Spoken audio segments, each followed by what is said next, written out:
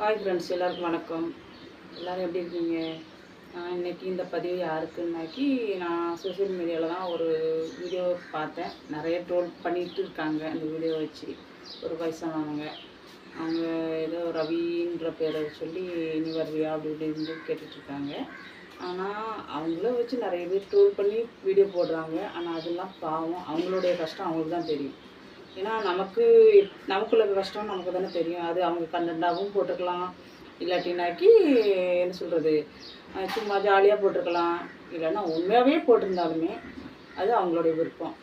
சரிங்களா? யாராக இருந்தாலுமே அடுத்தவங்கள கஷ்டப்படுத்தி பார்க்கணும்னு நினைக்காதீங்க.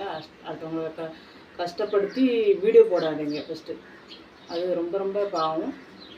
அந்த மாதிரிலாம் இருந்தாலும் கொஞ்சம் கஷ்டமாக இருந்துச்சு. நான் அதுக்கு கமெண்ட் பண்ணியிருக்கேன் இன்னொருத்தவங்க போட்டதுக்கு. ஆனால் எல்லாமே நல்லா தான் ரெஸ்பான்ஸ் கொடுத்துருந்தாங்க.